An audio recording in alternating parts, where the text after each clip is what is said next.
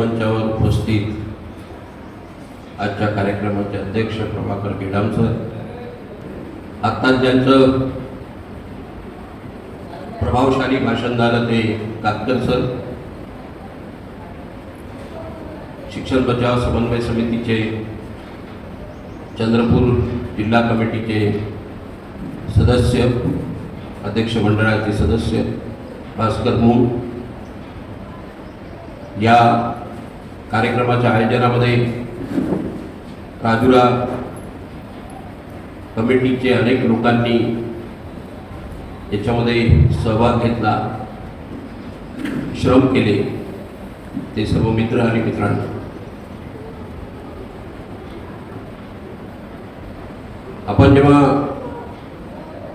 कुठल्याही प्रश्नांची चर्चा करतो किंवा ते आपल्या काळातले प्रश्न म्हणून आपल्यापुढे उपस्थित होतात आणि त्या प्रश्नांची सोडवणूक करण्याचा आपण विचार करतो, हे करत असताना त्याच्या दोन बाजू असतात आणि त्या दोन बाजू अत्यंत प्रभावशालीपणे पाउलो फ्रेरे नावाच्या एका जागतिक कीर्तीच्या शिक्षण अभ्यासकांनी मांडलेला आहे. तो असं म्हणतो की school do not liberate, at the best domesticate. म्हणजे शाळा विद्यार्थ्यांना मुक्त करत नाही तर त्याला पाळीव बनवते. आणि हे केवळ भारताची ही बाब नाही, तर जगभरामध्ये सत्ताधारी वर्ग शिक्षणाकडे या दृष्टीने बघत आलेला आहे. मुक्तीच्यासाठी शिक्षण असावं यासाठीचा संघर्ष आपला सातत्याने आहे.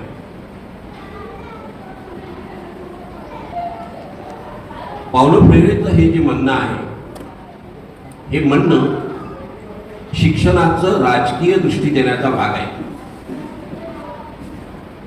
शिक्षणाची किंवा कुठल्याही प्रश्नाची चर्चा त्याला राजकीय विश्लेषणाशिवाय निर्णायक मतापर्यंत जाता येत नाही. हे निर्णायक मत आपल्याला समाज बदलायसाठी शक्ती देते. लक्षणांची चर्चा ही आवश्यक असते, पण या लक्षणांच्या मधून जे तात्विक दर्शन होतं, जे तत्व पुढे येतात, ते तत्व आपल्याला अधोरेखित करावे लागतात. हे तत्व दोन प्रकारचे असतात. एक आहे तसा समाज कायम ठेवणे आणि दुसरं तत्व असतं आहे तसा समाज आम्ही नाकारतो, ते बदलून टाकणे. या दोन भूमिकांमधला संघर्ष गेली हजारो वर्ष आपल्या देशामध्ये आणि जगामध्ये सुरू आहे. पण जगामधल्या संघर्षात आणि भारतामधल्या संघर्षात मूलतः काही फरक आहे, तो पण आपल्याला ध्यानात घ्यावा लागतो. कोणतंही तत्व, कोणताही सिद्धांत हा जसाचा तसा कॉपी करून आपल्याला अंमलात आणता येत नाही. आणि तसा प्रयत्न केला तर आपण क्रांतीच्या आभासामध्ये जगतो, प्रत्यक्ष क्रांतिकारत्व जमिनीवर उतरवू शकत नाही. आणि म्हणून भारताच्या संदर्भात विचार करायचा झाल्यास जगभरामध्ये असलेल्या परिस्थितीचा आणि भारतामधला काय फरक आहे हे समजून घ्यावं लागतं आणि मग त्या आधारावर आपल्याला पुढची दिशा आखता येते. दुसरं एक कोटेशन मी देतो, जो अंतोनिओ ग्राम्सीचा आहे. पाउलो फ्रेरे हा मार्क्सवादी विचाराने प्रभावित झालेला माणूस होता आणि म्हणून त्यांनी शिक्षणाचं जे ॲनालिसिस केलं ते जगभरातल्या शिक्षणाचं ॲनालिसिस करताना वर्गीय संकल्पनेच्या आधारावर केलं. म्हणजे विषमतेचे दोन घटक, व्यवस्थेचे दोन घटक, एक वर्गीय सत्ताधारी वर्ग आणि सत्ताविहीन वर्ग, साधन संपन्न वर्ग, साधनविहीन वर्ग, अशी जगाची विभागणी त्यांनी केली आणि या जगाच्या विभागणीच्या चौकटीमध्ये त्यांनी शिक्षणाचा सिद्धांत मांडला. तो खूप गाजला.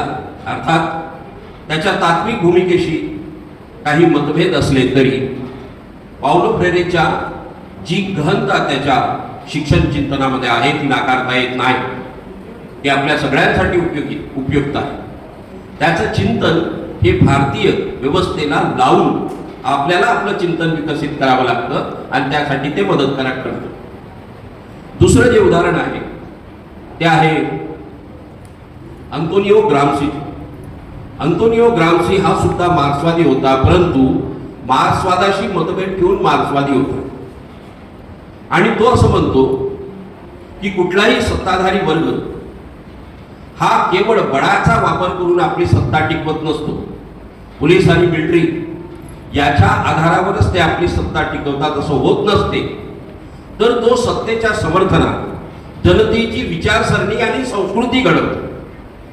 ही विचारसरणी घडवण्यासाठी जे अनेक पर्याय आहेत त्यापैकी प्रमुख पर्याय शिक्षण आहे. शिक्षणातून विचारसरणी घडवल्या जाते. म्हणजे तुम्ही सामान्य माणसांशी बोला. आता अलीकडे या 10 वर्षात त्याचं प्रमाण खूप वाढलं. सगळ्यांना या देशातला मुसलमान खलनायक वाटतो. किती अभ्यास केला त्यांनी हे माहित नाही, पण तरी त्याला मुसलमान हा खलनायक वाटतो. त्या तुलनेत या देशातला जाती व्यवस्थेचा उच्च जातीय त्याला खलनायक वाटत नाही. हे असं का घडलं? ज्या शोषित पीडित जातींमधून आपण आलो त्या शोषणाचे चटके हजारो वर्षे पिढ्यानपिढ्या आपण भोगल्या. त्याच्यामध्ये मुसलमान कुठं होता का? दाखवा मला कुणी असेल तर. असं असतानाही आपल्याला खलनायक मात्र मुस्लिम वाटतो, मुसलमान वाटतो. हे कुठून घडलं? हे शिक्षणातून घडलंय. लक्षात घ्या. तुम्ही 4थ्या वर्गाचा आत्ताचा इतिहासाचं पुस्तक बघा. पुस्तकाचं नाव आहे शिवछत्रपती. अफजल खानाचा वध त्याच्यामध्ये एक पाठ आहे. ते शिवछत्रपतीमध्ये जी काही शिवाजीची प्रतिमा उभी केली गेलेली आहे आणि मुस्लिमांची प्रतिमा जी उभी केली गेलेली आहे. हिंदू म्हणून शिवाजी हा कोण? हिरो, आणि मुस्लिम म्हणून अफजल खान खलनायक. असा कधी इतिहास नसतो.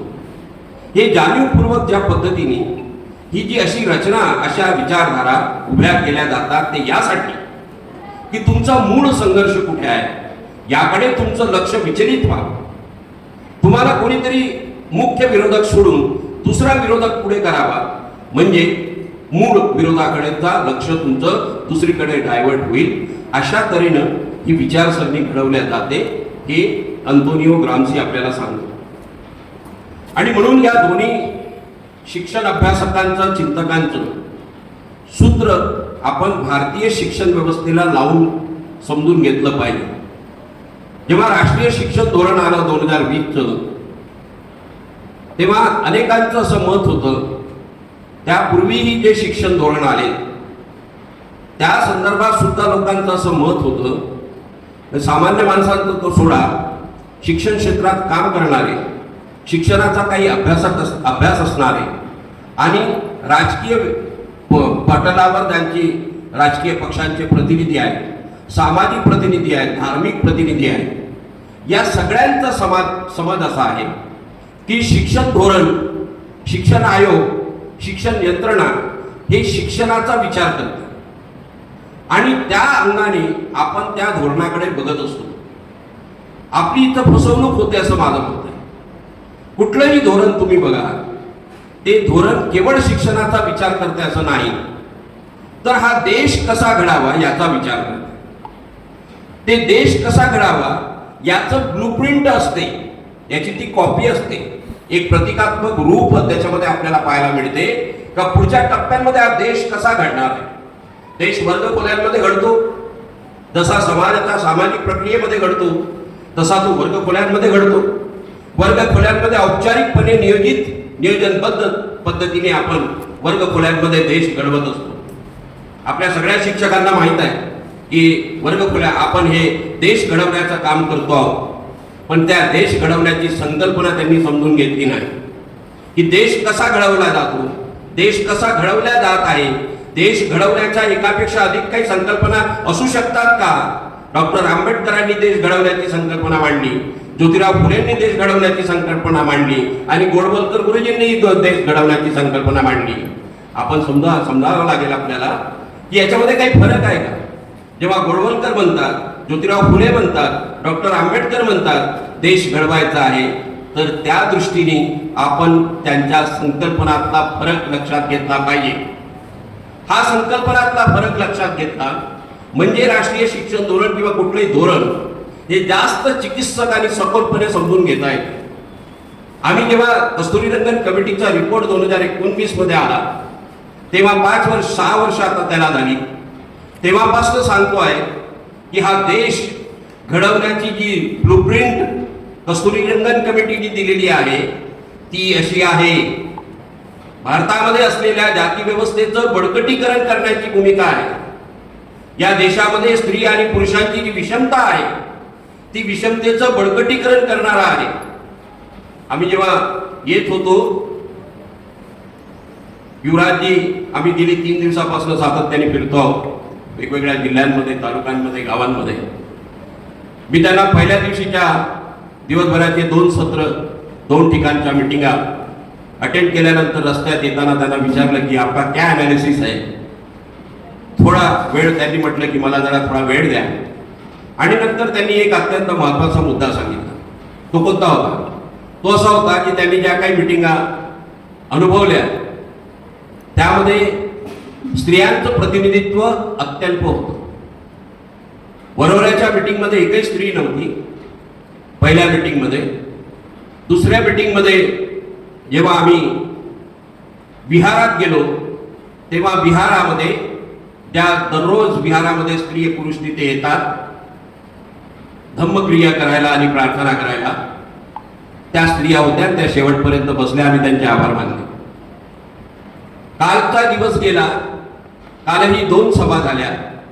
2 सभांमध्ये जवळजवळ 70 ते 80 दोन्ही सभांचे लोक होते. त्याच्यामध्ये फक्त एक स्त्री प्रतिनिधित्व होतं.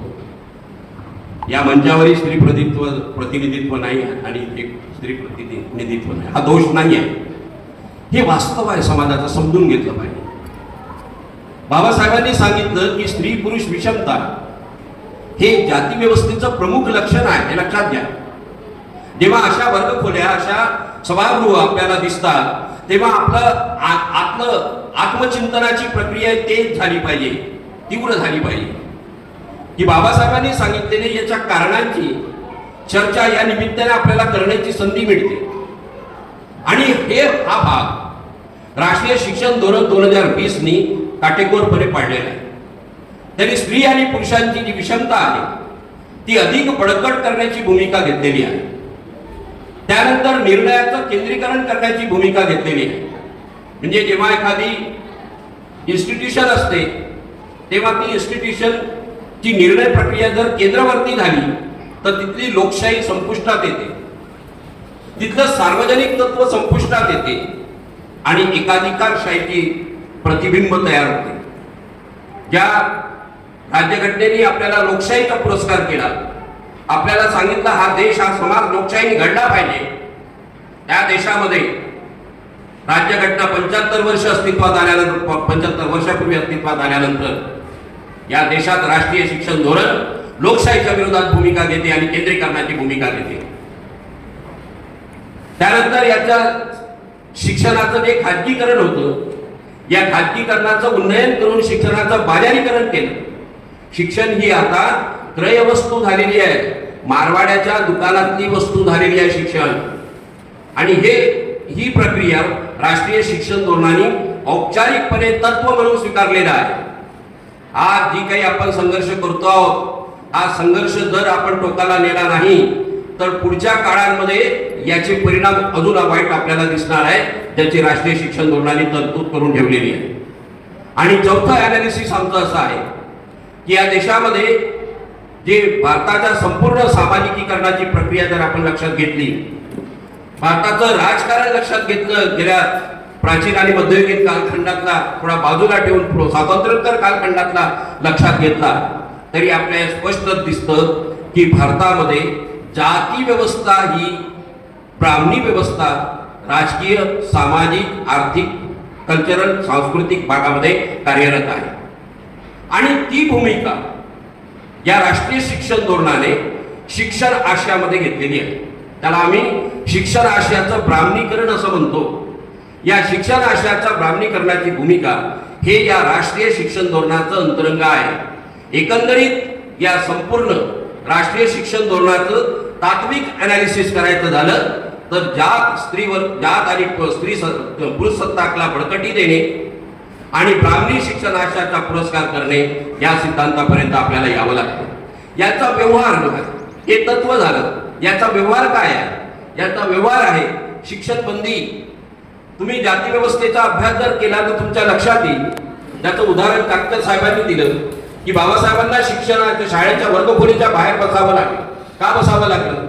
वर्ण व्यवस्थेच्या काळामध्ये गुरुकुल शिक्षण व्यवस्थेत या ब्राह्मणाशिवाय, वैश्याशिवाय, क्षत्रियाशिवाय इतरांना परवानगी नव्हती. का नव्हती? याचा विचार करणं गरजेचं आहे. याचा विचार केला तर आपल्याला स्पष्ट असं दिसतं की भारतामध्ये असलेल्या वर्ण आणि जाती व्यवस्थेने शिक्षण हे बंदिस्त राहिलेलं आहे. आपल्या देशाची या शिक्षण व्यवस्था ही या ब्राह्मणी शिक्षण व्यवस्थे, ज्याला आम्ही ब्राह्मणी म्हणतो, वर्ण आणि जाती व्यवस्थेची समर्थक जी आहे ही समर्थक चौकट शिक्षण व्यवस्थेमध्ये कायमस्वरूपी हवी राहिलेली आहे. गुरुकुल जे प्राचीन कालखंडामध्ये होतं त्याला काउंटर करणारं जैन आणि बौद्ध परंपरा होती. तक्षशिला आणि नालंदाचे नाव आपल्या सगळ्यांना पाठ झालेले आहे. पण आपल्याला केवळ नाव आता माहीत असून चालणार नाही आहे. आपल्याला तक्षशिलामध्ये काय होतं, नालंदामध्ये काय होतं हे समजून घ्यावं लागेल. जर एका बाजूला गुरुकुल शिक्षण पद्धतीचं गौरवीकरण जर राष्ट्रीय शिक्षण धोरण करत असेल तर आमची जबाबदारी त्याच वेळेला बनते की आम्ही तक्षशिला आणि नालंदा पुढे आणली पाहिजे. तक्षशिला आणि नालंदाचं प्रेम म्हणून आम्ही पुढे आणणार नाही आणि गुरुकुलचा द्वेष म्हणून आम्ही त्यांचे द्वेष करणार नाही. मुद्दा असा आहे आजच्या काळामध्ये रिलेव्हन्स काय आहे, संदर्भ काय आहे. हा देश जर आता आम्हाला घडवायचा असेल तर आम्ही कोणत्या दिशेने घडवणार आहोत?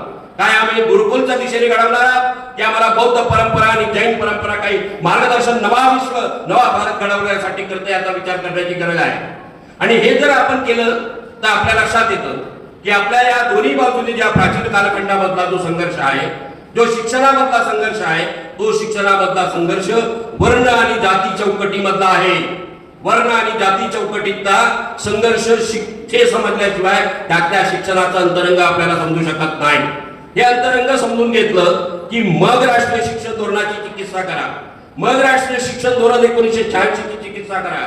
मग शिक्षण धोरण 1966च्या कोठारी आयोगाची चिकित्सा करा. या आपले पहिले कोण राधाकृष्णननी 1949 मध्ये जे धोरण आणलं त्याची चिकित्सा करा. आजचं वास्तव आहे तेही तपासून बघा. हे तपासल्यावर आपल्या लक्षात येतं की आपल्या पुढचं संकट किती मोठं आहे. राष्ट्रीय शिक्षण धोरणाचं आणि ब्राह्मणीकरणाचं जे सूत्र आहे ते एकमेकाशी हातात हात घालून आमच्यापर्यंत आलेलं आहे. म्हणून ब्राह्मणीकरण म्हणजे काय हे समजून घेणं गरजेचं आहे आणि त्याचा संदर्भ आजच्या शिक्षण व्यवस्थेशी कसा आहे ते पण आपल्याला समजून घ्यावं लागेल. यांचा व्यवहार जो आहे तो शिक्षण बंदीचा आहे. प्राचीन कालखंड असो, मध्ययुगीन कालखंड असो, वासाहतिक कालखंड असो की स्वातंत्र्योत्तर कालखंड असो. तुम्ही मला कदाचित म्हणाल की स्वातंत्र्योत्तर कालखंड आणि वासाहतिक कालखंडामध्ये शिक्षण तर खुलं झालं आहे, तुम्ही कसं म्हणता? शिक्षण खुलं होणं आणि शिक्षणाचं सार्वत्रिकीकरण होणं या दोन भिन्न गोष्टी आहेत. जातीच्या नावाखाली आज प्रवेश बंदी आपल्याला सरकारी सार्वजनिक ठिकाणी नाही परंतु खाजगी ठिकाणी आजही आहे. याचं उदाहरण देतो.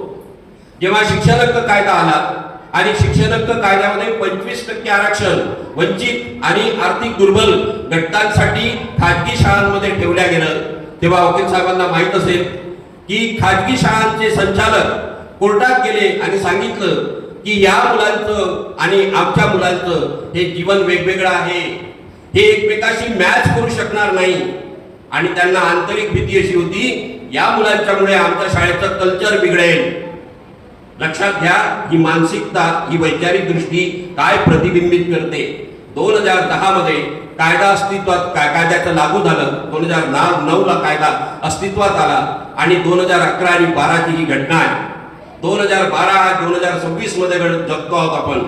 14 वर्षापूर्वी सुद्धा भारताच्या शिक्षण व्यवस्थेमध्ये जाती व्यवस्था कशा पद्धतीने काम करते याचं ते प्रतिबिंब आहे की जे खाजगी शिक्षण संचालक कोर्टामध्ये गेले आणि सांगितलं की 25% आरक्षण आम्ही मान्य करत नाही आणि त्याला कारण त्यांनी ही दिली.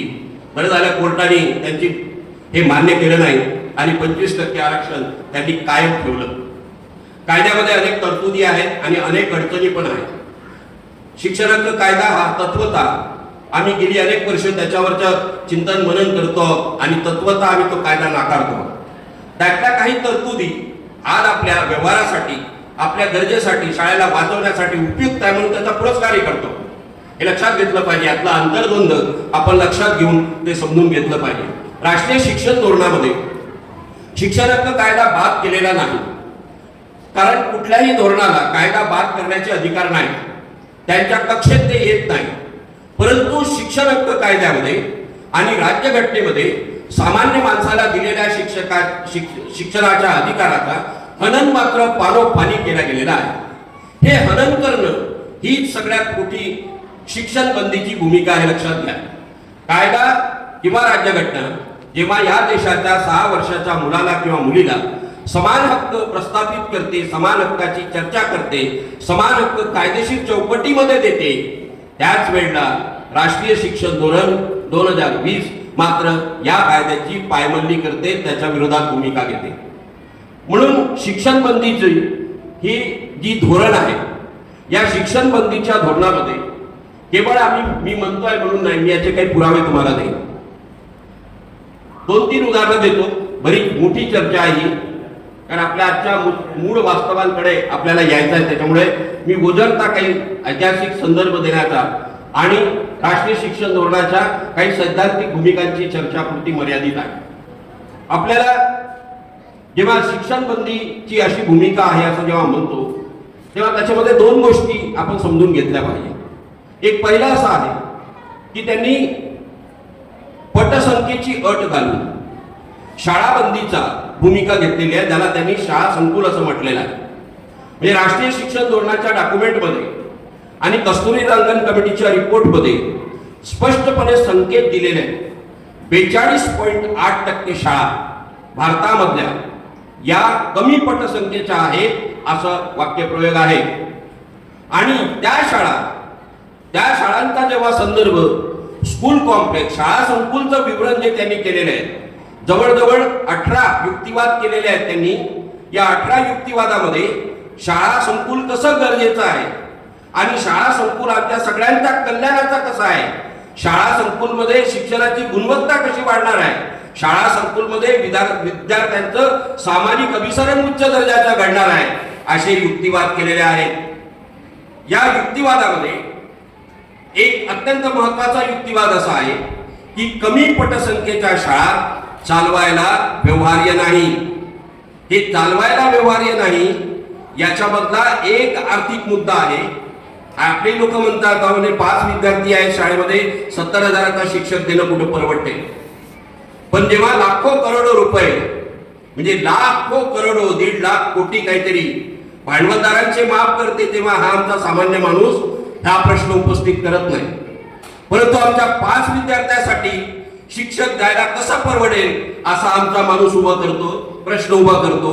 तेव्हा त्याच्या डोक्यात काय गेलेला आहे, या व्यवस्थेने काय घातलेलं आहे हे आपल्याला स्पष्ट होते.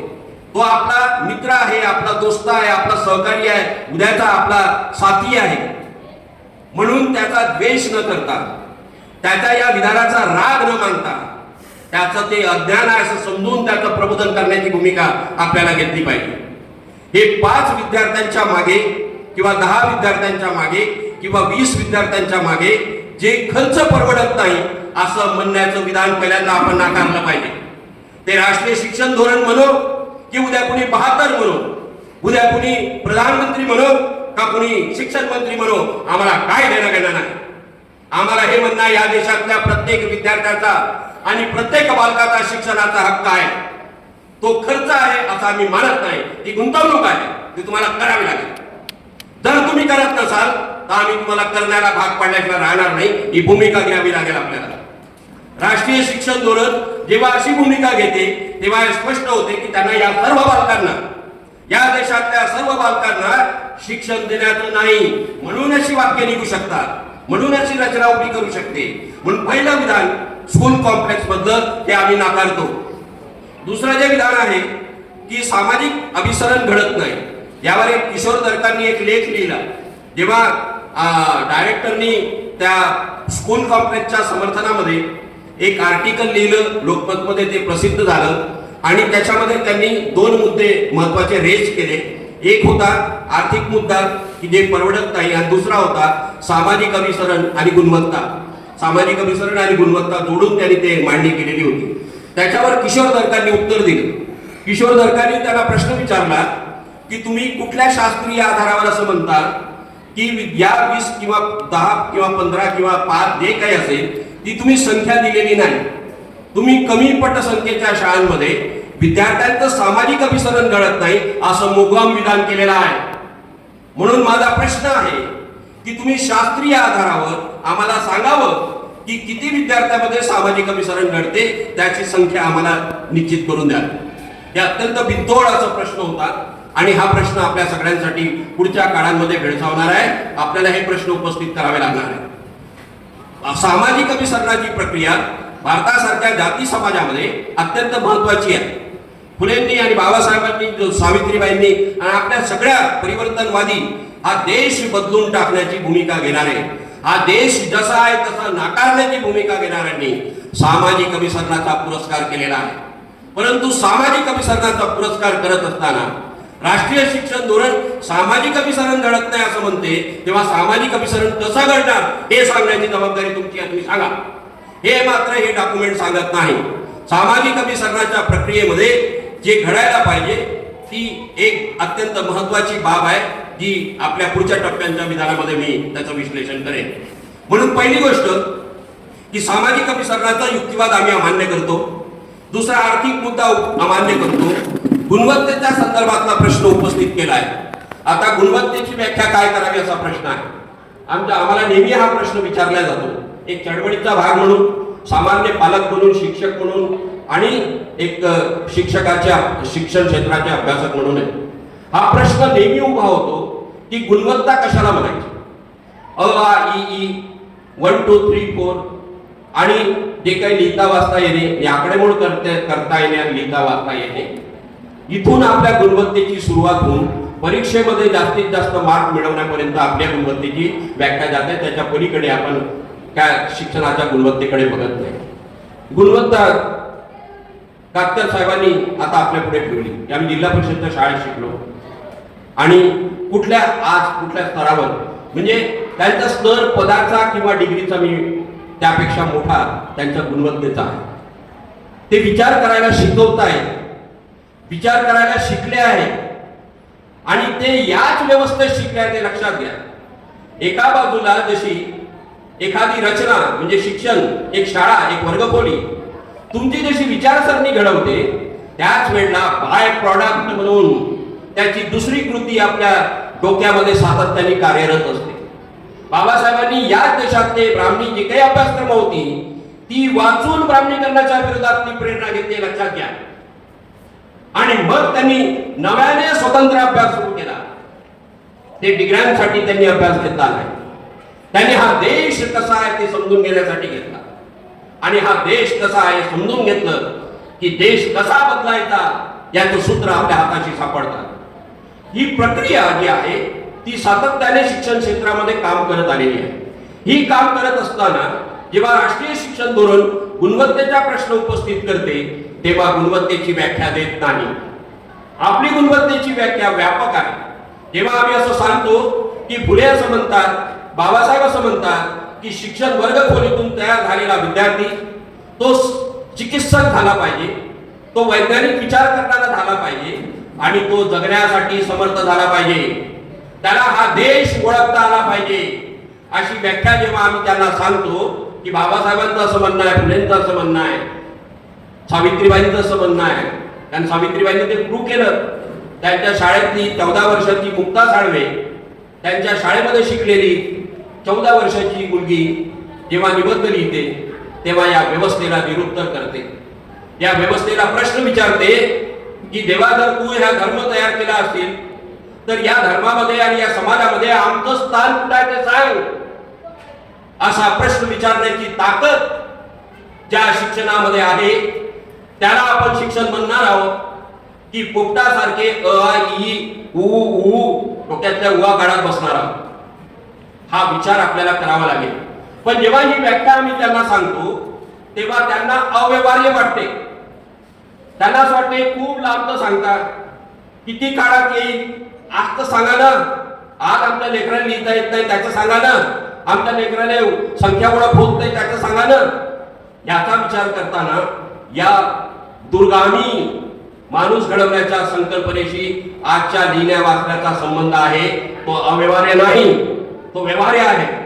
त्याचा संबंध आपण जोडून शिक्षणाकडे बघण्याची प्रक्रिया आपल्याला घडवावी लागते. ही राष्ट्रीय शिक्षण धोरणाने बात केलेली आहे आणि याचे प्रत्यक्ष उदाहरण घडलेले. जेव्हा एखादी गुणवत्ता, ज्यावेळी मुख्याध्यापक होतो तेव्हा मी वर्ग खोल्यांमध्ये सगळ्या शिक्षकांना सांगितलं, तुमची पाठ्यक्रमाची पुस्तकं गुंडाळून ठेवा. वर्गामध्ये जाताना पाठ्यपुस्तक घेऊन जायचं नाही. पाठ्यपुस्तकाचा जो धडा तुम्हाला शिकवायचा आहे त्या धड्याची पूर्वतयारी तुम्ही करून गेला पाहिजे. तो धडा जो काही सांगत असेल ते सांगितलेलं त्याचा सार आणि त्याची चर्चा वर्ग खोल्यांमध्ये विद्यार्थ्यांच्या बरोबर घडवा. तुम्ही असं मानू नका हे जे लहान लहान विद्यार्थी आहेत यांना काय अकला आहेत, यांना काय समजते, यांचा कोणता अनुभव आहे, असा विचार जर तुम्ही करत असाल तर तुम्ही पाठ्यक्रम काय आणि काहीच शिकू शकत नाही. तुम्ही हे मान्य करा आधी की या विद्यार्थ्यांजवळ काहीतरी आहे. माझ्याजवळ मी काहीतरी उसनं घेऊन आलेली आहे पाठ्यपुस्तकाचं, स्वतःचं तर काही सांगणार नाही. पाठ्यपुस्तकाचं उसनं घेऊन आलेली आहे. हे उसनवारी मी त्यांच्यापर्यंत पोहोचवतो आणि त्यांच्याशी चर्चा करतो. सुरुवातीची 6 महिने खूप अवघड गेली. शिक्षकांना माझं म्हणणं कळेना, समजे पण ना, पण मी सतत पाठपुरावा केला आणि 6 महिन्यानंतर त्यांना थोडीशी लक्षणं दिसायला लागली. मुलं चटचट बोलायला लागली, मुलं सांगायला लागली, व्यक्त व्हायला लागली. आईवरचा निबंध शिक्षकांनी लिहून देण्याची परंपरा किती वर्ष पाळणार? अरे ज्या आईच्या पोटी जन्म घेतला त्या लेकरांनी तो आपल्या आईविषयी सांगू शकत नाही? तो आपल्या आईविषयी सांगू शकतो. आमच्या वर्गखोलींमध्ये अशी बंदिस्त आहे ना, तू बोलू नको, मी सांगतो ते आहे आणि तेवढंच बघ. ही भूमिका जी आहे या भूमिकेची गुणवत्ता आपल्याला बदलता येऊ शकते. आहे त्या परिस्थितीमध्ये अब्राह्मणी दृष्टिकोनातून अभ्यासक्रमाची रचना करता येऊ शकते. ते आज आहे, अस्तित्वात आहे. संकलित करावं लागेल, त्याचा पुरस्कार करावा लागेल, त्याची पुस्तकं छापावे लागतील, वर्गनिहाय पुस्तकं छापावे लागतील आणि ती वितरित करावं लागेल. सरकार करेल या आशेवर राहू नका. आपल्याला ते करायचं आहे याची आपल्याला गुणगान बांधायची आहे आणि त्यासाठी पहिला मुद्दा कोणता उपस्थित होतो? पहिला मुद्दा उपस्थित होतो की आम्ही कोणती भूमिका स्वीकारणार आहोत. काय आम्हाला आमची लेकरं 10वी 12वी ग्रॅज्युएशन, पोस्ट ग्रॅज्युएशन, PhD आणि नोकरी या चौकटीमध्येच विचार करणार असू तर अब्राह्मणी दृष्टिकोनाचा अभ्यासक्रम कसा असावा याबद्दलची स्पष्टता जिंदगीभर आणि पिढ्यानपिढ्या कधी येणार नाही. एक लक्षात घ्या, जेव्हा आपण व्यापक दृष्टिकोन ठेवतो तेव्हा पोट भरण्याचा प्रश्न त्याच्यात अंतर्भूत असतो. तो सोडून कोणतंही आदर्श अस्तित्वात येऊ शकत नाही. तो केवळ मग युटोपिया असतो, स्वप्नरंजन असतं. ते आकाशात येतं आणि आकाशात फिरल्या जातात. पण ज्याचा वास्तवाशी निगडीत आहे, वास्तवाचा संबंध आहे, अशा वास्तवाचा संबंध असलेल्या तत्वाचा आपण त्या तत्वाच्या आधारावर शिक्षणाचा पुरस्कार केला पाहिजे आणि ते डे टू डे आयुष्याला शाळा कॉलेजला लावलं पाहिजे. आज त्यातलं काय शक्य आहे तेही तपासलं पाहिजे. आज त्यातल्या सगळ्या गोष्टी शक्य नसतील पण त्या दिशेनं जाण्यासाठी पाऊल वाट तरी तयार करता येईल का असा विचार केला पाहिजे आणि त्या दृष्टीने जर गेलं तर राष्ट्रीय शिक्षण धोरणाचा पराभव होईल. राष्ट्रीय शिक्षण धोरणाचा पराभव हा केवळ पॉलिटिकल होणार नाही, हा केवळ शिक्षणाचा संघर्ष म्हणून होणार नाही. राष्ट्रीय शिक्षण धोरणाचा पराभव आपल्याला समग्रपणे व्यवस्थेच्या परिवर्तनाच्या अंगाने करणं गरजेचं आहे आणि ते शक्य आहे. राष्ट्रीय शिक्षण धोरणाला समजून घेण्याची दृष्टी ज्या महामानवांनी दिली त्या महामानवांच्या तत्वामध्ये बदलण्याचं सामर्थ्य आहे आणि हे सामर्थ्य आपल्याला या शिक्षणाच्या व्यवस्थेमध्ये लावून बघायचा आहे. हा खूप मोठा विषय आहे आणि व्यापक विषय आहे. जे शिक्षणाच्या ब्राह्मणीकरणाचं ही जी गुणवत्तेची संकल्पना आहे ही गुणवत्तेच्या संकल्पनेमध्ये खरं तर जागर व्हायला पाहिजे गावागावात. आमच्या एका मित्राने आसाममध्ये सुरू केलं. आसाममध्ये सुरू केल्यानंतर त्यांनी काय केलं, गावागावात गेले, काही प्रश्नावली तयार केली आणि त्याला सांगितलं की प्रश्न जे आहेत या प्रश्नाच्या अनुषंगाने आपण काही चर्चा करू. गावागावामध्ये चर्चा केल्यानंतर यांनी आपलं तत्वज्ञान त्यांना सांगितलं नाही, शिक्षण कसं असावं हेही सांगितलं नाही. त्यांना सांगितलं की तुम्हाला काय वाटतंय शिक्षण कसं असावं, आणि असं करत त्यांनी वर्षभर गावागावांमध्ये, वेगवेगळ्या शाळांमध्ये, वेगवेगळ्या टोळ्यांवर, वेगवेगळ्या समाजामध्ये जाऊन त्यांचं म्हणणं संकलित केलं. हे म्हणणं संकलित केल्यानंतर त्यांनी त्याचा एक रिपोर्ट तयार केला आणि तो रिपोर्ट अत्यंत आपल्यासाठी मार्गदर्शक आहे. गावानी सामान्य माणसाने जो कधी शाळेत गेला नाही त्यांनी शाळेचं तत्व, शिक्षणाचं तत्व हे महान विभूतींसारखं सांगितलेलं आहे. ही पोटेन्शियालिटी गावामध्ये सामान्य माणसांमध्ये आहे.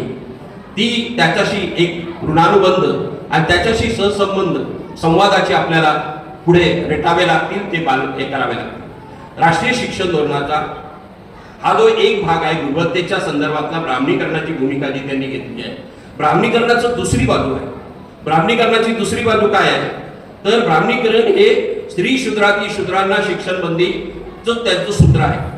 हे आपल्याला असं वाटतं की शिक्षण बंदीचं सूत्र हे त्या काळात होतं, प्राचीन काळात होतं, मध्ययुगीन काळात होतं, इंग्रज आल्यानंतर ते सूत्र बाद झालंय. हा आपला भाबडा समज आहे.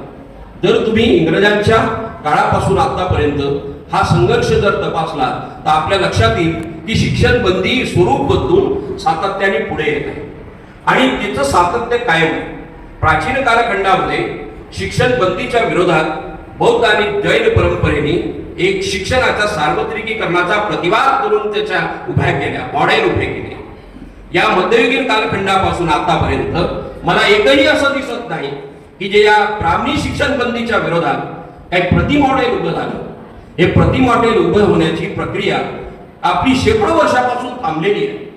ही थांबलेली प्रक्रिया म्हणून राष्ट्रीय शिक्षण धोरण आधुनिक काळामध्ये 2020 मध्ये सुद्धा शिक्षण बंदीची भूमिका घेऊ शकते. हे सातत्य जसं प्राचीन कालखंडामध्ये टिकून होतं, प्रतिवाद आणि प्रति मॉडेल उभे केल्या गेले, तसे मॉडेल आणि प्रतिवाद जर मध्ययुगीन या कालखंडामध्ये झाले असते, एक मधला ज्योतिराव फुलेंचा कालखंड सोडला तो कालखंडामधला किती संघर्ष त्यांना करावा लागलाय आणि किती हा समाज, शोषित समाज त्यांच्या बाजूने उभं राहिला याचं आत्मचिंतन करण्याची गरज आहे. नाही तर ते मॉडेल म्हणून उभं झालं असतं. त्याची प्रेरणा केवळ जिवंत राहिली, मॉडेल म्हणून उभं झालं नाही. आजही जी पहिली शाळा काढल्या गेली त्या शाळेची पुण्यामधली भिडेवाड्याची अवस्था बघा. काय आपण किती करंटी आहोत आपण, ज्यांच्या कष्टाने, त्यांच्या प्रेरणेने या देशातल्या लाखो स्त्रिया, करोडो स्त्रिया आपल्या जुन्या उंबरठ्याला ओलांडून डोक्यावरचं पदर खांद्यावर घेऊन कमरेला कसून त्या पुढे आल्या. त्यांनी एक तरी जाऊन त्या भिडेवाड्याच्या संरक्षणासाठी उभ्या राहिल्यात का? त्याच्या पुढे गणपती मांडवला गेला आणि त्या गणपतीचा उदो होतो, त्याचंही दुःख नाही. तिथे जाऊन त्या स्त्रिया आजही त्या गणपतीला नतमस्तक होतात आणि पार्श्वभाग त्यांचा त्या भिडेवाड्याच्या शाळेकडे असतो. एवढा करंटेपणा जर आम्ही करत असू, आम्हाला कोणता अधिकार आहे त्यांनी शिक्षण बंदी करू नये म्हणण्याचा? जर आम्हाला शिक्षण बंदी हवी नसेल तर हे सगळी प्रतीक आणि सगळी शक्ती आणि ते तत्व आपल्याला वर्तनात आणावं लागेल. ते वर्तनात आणण्यासाठी राष्ट्रीय शिक्षण धोरणाने आणलेलं संकट परतवणे हे त्यातली सुरुवात असेल, हे अंतिम नाही. राष्ट्रीय शिक्षण धोरणाच्या शिक्षण बंदीसाठी जी स्कूल कॉम्प्लेक्सची ज्याचा उल्लेख कातकरांनी केला, स्कूल कॉम्प्लेक्सची संकल्पना मांडलेली आहे आपल्यापैकी बऱ्या लोकांना, कारण याच्या आधी पण याची चर्चा झालेली आहे, मग त्याच्या विस्तारात मी जात नाही. ही स्कूल कॉम्प्लेक्स 10 किलोमीटर अंतरावर स्कूल कॉम्प्लेक्स असेल असं हे राष्ट्रीय शिक्षण धोरण म्हणते. आणि हे 10 किलोमीटर अंतरावर जाणारी आमची जी लेकरं आहेत त्यांचं वय आहे 6 ते 10. 6 ते 10 वर्षाच्या लेकराला जर हे 10 किलोमीटर पर्यंत या, शाळा तुमच्यासाठी खुली आहे, तुम्ही या, शिका, असं जे म्हणलं जातं हे लवाडाचं आवतं नाही. त्या गावची शाळा बंद करण्याची भूमिका आहे. हे गावची शाळा बंद होणे म्हणजे आता जे 6 ते 14 वर्षाची लेकरं आहेत, या 6 ते 14 वर्षाच्या लेकराच्या मर्यादित शिक्षण बंदीचा विचार करू नका. ही लेकरं जेव्हा गावात मोठी होतील, त्यांची अपत्य होतील, तेव्हा त्यांच्या अपत्यासाठी त्या गावात शाळा अस्तित्वात असणार नाही. बाप तर 10 किलोमीटर अंतरामुळे जाऊ शकला नाही, त्याचं लेकरू जन्माला आलं, त्याच्यासाठी शिक्षणाची व्यवस्थाच अस्तित्वात असणार नाही. याला आम्ही शिक्षण बंदीचं पुनरुत्पादन म्हणतो.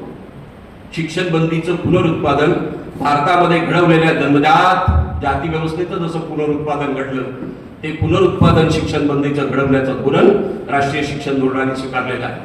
हे आपल्याला जर मान्य असेल तर आपल्या सगळ्यांना सदिच्छा. आपल्याला जर अमान्य असेल तर आपल्या खांद्याला खांद्या लावून आम्ही उभे आहोत. ही शिक्षण बंदीची भूमिका आणि शिक्षण बंदीच्या पुनरुत्पादनाची भूमिका ही अत्यंत आपल्या देशासाठी आणि पुढच्या पिढ्यांसाठी अत्यंत घातक आहे. आम्ही जेव्हा 2019 पासून सातत्याने असं सांगतोय की हे शिक्षण बंदीचं धोरण आहे, तर सुरुवातीला लोक आमच्यावर विश्वास करत नव्हते, शंकेने बघत होते. स्वाभाविक आहे, त्यांनी त्याचा अभ्यास केला नाही. आणि असं कसं शिक्षण बंदी घडवते, राज्यघटना आमच्या बाजूने आहे, शिक्षण हक्क कायदा आहे, असं अमुक आहे तमुक आहे, शिक्षणाची आस समाजामध्ये जागृत झाली आहे, असं असताना शिक्षण बंदी कसं घडवल्या जाईल, असे स्वाभाविक प्रश्न त्यांचे असायचे. नंतर अनुभवातून ते बदलायला लागले. आता आम्ही राष्ट्रीय शिक्षण धोरणाच्या अंमलबजावणीला 5 वर्ष झाली. या 5 वर्षाच्या अभ्यासामध्ये नेमकं काय घडलं आहे याचा थोडासा आम्ही अभ्यास करण्याचा प्रयत्न करतो आहे. तो अभ्यास आता अंतिम टप्प्यात आहे. त्यातली काही धक्कादायक माहिती मी तुमच्या पुढे ठेवणार आहे. राष्ट्रीय शिक्षण धोरणात 2020 पासून 2025 पर्यंत महाराष्ट्रातल्या 3662 शाळा बंद झाल्या आहेत. 2022 मध्ये 21 सप्टेंबर 2022 ला महाराष्ट्र सरकारने 20 किंवा त्यापेक्षा कमी पटसंख्या असलेल्या शाळा बंद करायचं सर्क्युलर काढलं. आम्ही लगेच त्याच्या विरोधात आमच्या परीने आम्हाला जे शक्य झालं तो संघर्ष आम्ही उभा केला. त्याची पहिली परिषद ही आम्ही वाशिमला घेतली, राज्यस्तरीय परिषद. त्यानंतर विभागीय परिषदा घेतल्या, जिल्हा स्तरावरच्या परिषदा घेतल्या आणि सातत्याने स्वर असा पुढे येत गेला की नाही, शाळाबंदी पटसंख्येच्या आधारावर आम्ही मान्य करणार नाही. म्हणून सरकारने त्याची अंमलबजावणी केली नाही, ते स्थगित केलं. अजूनही त्याचे ते आदेश त्यांनी मागे घेतलेले नाहीत, लक्षात घ्या. त्यांनी त्याची अंमलबजावणी करण्याचं फक्त स्थगित केलं. आणि आता या वर्षी आता जे 24-25-26 जे सत्र संपते आहे, या सत्राच्या 2 महिन्यापूर्वी महाराष्ट्र सरकारने काही यादी जाहीर केली. ही यादी 7800 समथिंग शाळा आहे, त्या आता 10 पटसंख्येवर त्यांनी आणला आहे. 10 पटसंख्या असलेल्या किंवा 10 पेक्षा कमी पटसंख्या असलेल्या या शाळा त्यांचा मनोदय आहे हे बंद करण्याचा. हे बंद करण्याचे आदेश न काढता महाराष्ट्रामधल्या 3662 शाळा बंद झालेल्या आहेत. आणि त्यापैकी तुम्हाला आश्चर्याचा धक्का बसेल, 1869 शाळा या खाजगी शाळा बंद झाल्या. जो आजचा काळ सगळ्या खाजगी शाळांकडे लोकांचा कल आहे असं सर्वसाधारणतः एक आपल्याला चित्र दिसते आहे, ते वास्तव आहे. त्याच वेळेला सरकारी शाळांकडे आपला कल कमी आहे हेही वास्तव आहे, हेही दिसते. 1002 शाळा या सरकारी बंद झाल्या आहेत आणि 1869 शाळा या खाजगी बंद झाल्या आहेत. या खाजगी बंद होणाऱ्या शाळांची काय कारणं असली पाहिजे? एका बाजूला सरकारी शाळेत शिकवायचं नाही असं पालकांचं एक मत झालेलं आहे. त्या शाळा गुणवत्ताहीन ठरवल्या आहेत. म्हणून आपल्या लेकराचं उद्याचं भविष्य उज्ज्वल व्हावं यासाठी ते खाजगी शाळांकडे आशेनं बघतात. परंतु खाजगी शाळा, जसं डॉक्टर साहेबांनी म्हटल्याप्रमाणे, खाजगी शाळा काही तुम्हाला शिक्षण देण्यासाठी नाही, तो त्यांचा व्यवसाय आहे. मारवाड्याचं दुकान आहे. मारवाड्याच्या दुकानात तुम्ही गेले, तुमच्या खिशात जर पैसे नसतील तर तुम्ही काहीही करू शकत नाही, काही विकत घेऊ शकत नाही. इतकंच नव्हे तर मारवाड्याचं किंवा हे खाजगीकरणाचं तत्व अजून 2 गोष्टी महत्वाच्या घडवते. आर्थिक शोषणाच्या शिवाय ज्या 2 गोष्टी घडतात त्याकडे आपलं नेहमी दुर्लक्ष असते, ते आपण लक्षात घेतलं पाहिजे. त्या म्हणजे कोणतं? की खाजगी संस्थेमध्ये जी एकाधिकारशाही असते, निर्णयाची प्रक्रिया असते, ती निर्णयाची प्रक्रिया ही सार्वत्रिकीकरण विरोधी असते. सार्वभौमिक आणि सार्वत्रिकीकरण आणि लोकशाही निर्णय प्रक्रियेच्या विरोधी असते. म्हणजे तुम्ही मारवाड्याच्या दुकानात गेले आणि त्याला जर असं वाटलं की तुम्हाला मला काही वस्तू द्यायची नाही, तो नाकारू शकतो. नाही मेरे को कुछ नहीं बेचना है, आप जाओ दूसरे दुकान में ले लो. असं जर त्यांनी म्हटलं तर तुम्ही त्याला काही करू शकत नाही. पण ते जर सार्वजनिक स्टोअर असेल, ते जर सरकारी स्टोअर असेल आणि तिथल्या कर्मचाऱ्यांनी म्हटलं की आम्ही तुमको नाही कुछ भेजते, तर तुम्ही त्याला धारेवर धरा. सार्वजनिक तत्वामध्ये आपल्याला आपल्या हक्क मिळवण्याचे अधिकार प्राप्त होतात आणि खाजगीकरणामध्ये आपले व्यक्तिगत हक्क डावलले जातात. मुळात जेव्हा आपल्या एखाद्या व्यक्तीचे हक्क डावलले जातात तेव्हा त्याचं मानवीकरणाचं अवमूल्यन करून त्याचं डिमॉरलायझेशन केलं जाते. त्याच्या अनेक प्रक्रिया मग पुढे घडतात त्या व्यक्तीमध्ये, त्या समाजामध्ये आणि त्या सगळ्या प्रक्रियेमध्ये. आणि दुसऱ्या बाजूला अहमगंड वाढत जातो त्याचा, अरे मैं तो भगा दिया, मेरे को मैं सोचूंगा किसको देना किसको नहीं देना. ही प्रक्रिया एकाच वेळेला दोन बाजूनी घडत असते. अशी प्रक्रिया शिक्षणाच्या खाजगीकरणाच्या भूमिकेमध्ये भारतामध्ये घडते आहे. अशा 1869 शाळा का बंद झाल्या? कारण आपल्या देशात पर्चेसिंग पॉवर, विक्री क्रय वस्तूची क्रय शक्ती जी आहे ती आपल्या देशाच्या, महाराष्ट्राच्या 22% लोकांमध्ये नाही. हा आकडा मी काही स्वप्न पडलं म्हणून सांगत नाहीये, तर आर्थिक पाहणी अहवाल 2024, 2025, 2023 तिन्हीचे तुम्ही अभ्यास करा. तुम्हाला याच्यामध्ये सेम आकडा दिसेल. गरिबी रेषेखालील असलेल्या ग्रामीण भागाच्या एका कुटुंबाचं वार्षिक उत्पन्न 44,000 आहे आणि शहरी झोपडपट्टीमधल्या गरीब रेषेखालीच्या उत्पन्न 59,000 आहे. म्हणजे ज्या कुटुंबाचं वार्षिक उत्पन्न हे 44,000 आहे, हे 4,000 काहीतरी 4,000पेक्षा कमी जर त्याचं महिन्याचं उत्पन्न असेल तर तो आपले किमान 4 जणच असतील ना कुटुंबात, आई वडिलांना देऊन लेकरं हे, आणि त्याच्या आई वडिलाला ती आपण दखलच नाही घेतली तरी सुद्धा हे किमान 4 जणांचं कुटुंब असेल. ते 4,000मध्ये कसे जगत असतील याचा विचार आपण करू शकतो. हे 4,000मध्ये ते जगतील, जिवंत राहतील की आपल्या लेकराला शिक्षणाचा विचार करतील. त्याच्या लेकराचा शिक्षणाचा विचार हा सरकारी शाळेतच होऊ शकतो. खाजगीकरणाच्या धोरणामध्ये ते कधीही होऊ शकत नाही. म्हणून हा एक मुद्दा आपण लक्षात घेतला पाहिजे की सार्वजनिक तत्व हे आपल्याला त्या बाजूने उडवण्याचा प्रयत्न केला जातो. दुसरा एक धक्कादायक गोष्ट मी आपल्याला सांगतो की महाराष्ट्रामध्ये गेल्या 5 वर्षात 17,81,746 विद्यार्थ्यांनी शाळा सोडली. 5 वर्षामध्ये पुन्हा आकडा सांगतो, 17,81,746 विद्यार्थ्यांनी शिक्षण सोडलेलं आहे. आणि हे विद्यार्थी कोणत्या वयोगटाचे आहेत? 1ली ते 12वी पर्यंत. त्यामध्ये 1ली ते 8वीचे विद्यार्थी 11,79,000 समथिंग आहे. म्हणजे प्राथमिक शाळेतून 1ली ते 8वीच्या विद्यार्थ्यांचं शिक्षण सोडण्याचं प्रमाण हे किती भयानक आहे. हे शिक्षण सोडलेलं नाही तर या शिक्षण व्यवस्थेनं आणि सरकारी शिक्षण व्यवस्थेनं त्यांना शिक्षण प्रवाहातून बाहेर फेकलेलं आहे. ते मुलं निर्बुद्ध आहेत असं नाही, त्यांच्यामध्ये प्रतिभा नाही असं नाही, त्यांची शिकण्याची इच्छा नाही असंही नाही. तर हे शिक्षण ज्या पद्धतीने रचना उभी केली गेलेली आहे ती रचना त्याला सामावून घेणारी नाही, त्याला बाहेर फेकणारी आहे. आणि ही न सामावून घेण्याची, बाहेर फेकण्याची रचना राष्ट्रीय शिक्षण धोरणाने कठोरपणे अंमलात आणण्याची भूमिका घेतलेली आहे. त्याचा भाग आहे हे स्कूल कॉम्प्लेक्स आणि बाकी इतर गोष्टी. याच्या पुढे आम्ही थोडा विचार केला अभ्यास करताना की इतके विद्यार्थी बाहेर फेकले गेले, शाळाबाह्य विद्यार्थी काही होते का या 5 वर्षात? आता शाळाबाह्य विद्यार्थ्यांची व्याख्या काय केली जाते? शाळाबाह्य विद्यार्थ्यांची व्याख्या, समजा शाळाबाह्य विद्यार्थ्यांचं सर्वेक्षण प्रत्येक शाळेला सांगितलं जाते. त्याच्या शाळेच्या प्रिमायसेस मध्ये असलेला जो काही भाग आहे, भौगोलिक भाग, त्या घरांमध्ये जाऊन त्यांना शाळाबाह्य विद्यार्थी शोधण्याचं काम दिलं जातं. आपण काय निकष लावतो किंवा ते जे सर्वेक्षण करायला आपल्याला लावते ते सर्वेक्षणवाले काय निकष देतात? तर निकष हे दिला जाते की तो आता शाळेत जातो की नाही. तो जर आता शाळेत जात नसेल तर तो शाळाबाह्य. शाळाबाह्यतेची ही संकल्पना नाही. शाळाबाह्यतेचा निकष लावायचा झाला तर ज्यांनी कधी शाळेतच प्रवेश घेतला नाही असा विद्यार्थी शाळाबाह्य असतो. जो विद्यार्थी 1लीत गेला, 2रीत गेला नाही, तो शाळा सोडलेला आहे, तो शाळाबाह्य नाही.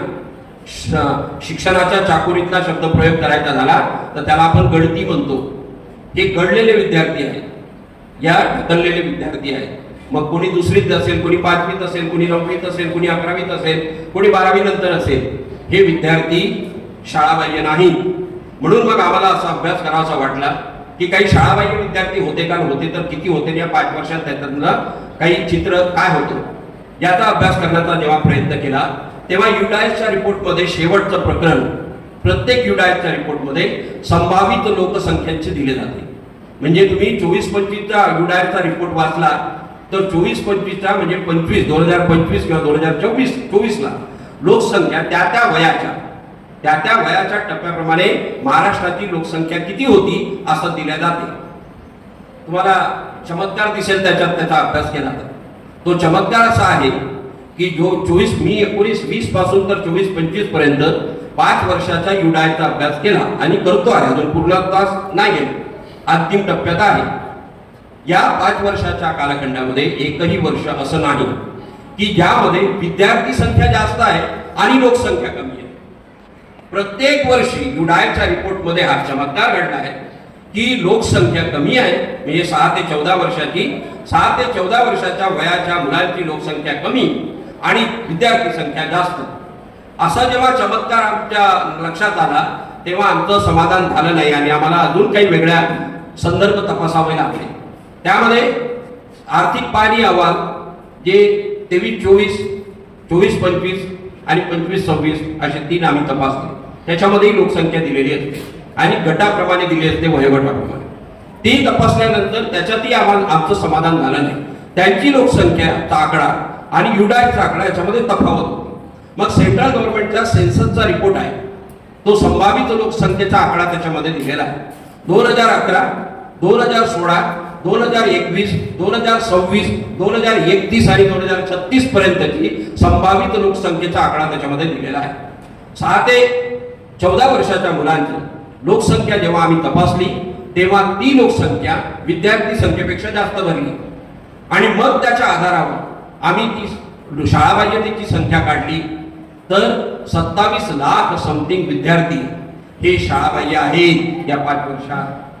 2025 मध्ये हा आकडा 27 लाख आहे. म्हणजे 27 लाख विद्यार्थी शाळेतच गेले नाही, 17 लाख विद्यार्थी शाळेत गेले पण शाळा सोडून गेले. 34 लाख पेक्षा अधिक विद्यार्थी प्राथमिक शाळेतले, म्हणजे 1ली ते 12वी, त्यात सगळ्यात मोठं प्रमाण 1ली ते 8वीचं आहे. ही अवस्था आपल्या देशाची, आपल्या महाराष्ट्राची, आपल्या गावोगावची आहे.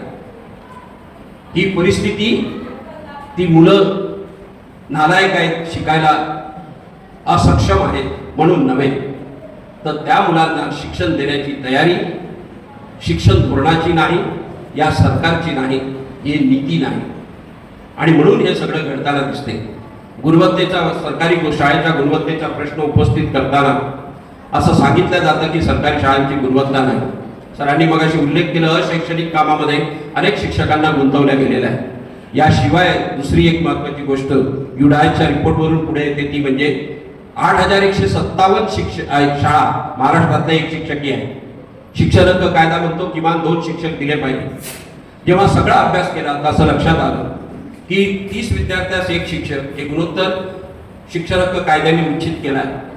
जिल्हा परिषद, महानगरपालिका, नगरपंचायतच्या ज्या शाळा आहेत या शाळांमध्ये 20 ते 22 असा रेशो येतो. या 5 वर्षामध्ये 20 ते 22 विद्यार्थ्यास 1 शिक्षक. पण तेच जर तुम्ही अनुदानित मध्ये गेलात तर 93 पासून 63 पर्यंत विद्यार्थ्यास 1 शिक्षक असं गुणोत्तर आहे. म्हणजे जर या सरकारी शाळा आणि अनुदानित शाळा यांची सगळी एकत्र बेरीज केली, या सगळ्या एकत्रित बेरीज म्हणजे शिक्षकांची आणि विद्यार्थ्यांची आणि त्याला 30ने भागितलं तर 69,000 शिक्षकांची रिक्त पदे आहेत.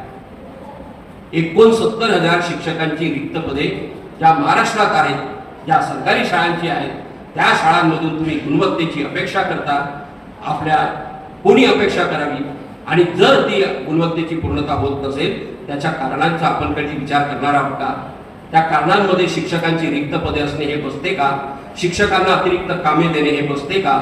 शाळेची गुणवत्ता, भौतिक सुविधेसाठी अनुदान न देणे हे बसते का?